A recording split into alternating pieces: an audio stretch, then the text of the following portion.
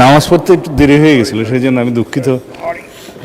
আমি মাননীয় স্বরাষ্ট্রমন্ত্রী সালাউদ্দিন আহমদকে এই সংশোধনী সম্পর্কে বক্তব্য রাখার জন্য আহ্বান জানাচ্ছি। ও মানে স্পিকার, নামাজ পড়তে একটু দেরি হয়ে গেছিল, সেই জন্য আমি দুঃখিত।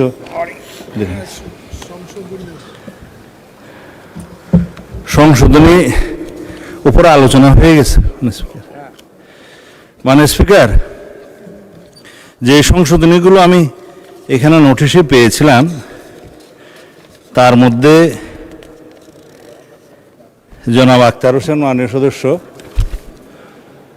বিলে ২ দফায় আর ৩ দফায় ৩৬-এর উপদফা ৩-এ এবং ৪-এ ২-একটা সংশোধনী এনেছেন।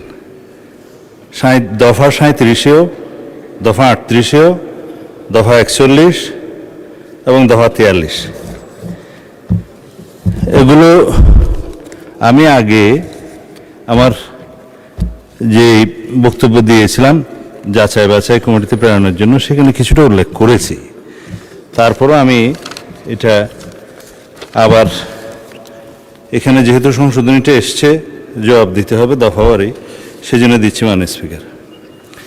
দফা ৩৬-এ যে সংশোধনীটা তিনি এনেছেন, পুলিশ অফিসার কারণ লিপিবদ্ধ করিয়া সাইবার ট্রাইব্যুনালে আবেদন করে অনুমতি সংগ্রহ করবেন।